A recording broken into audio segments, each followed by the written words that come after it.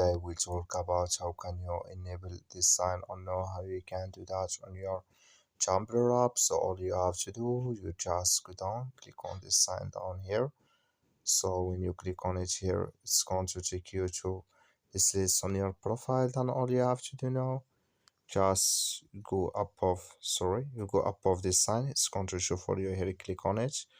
So when you click on this sign, it's going to take you to this list. Then all you have to do now, just click on account settings here. When you click on it, it's going to take you to this list here. Then you click here on dashboard preferences.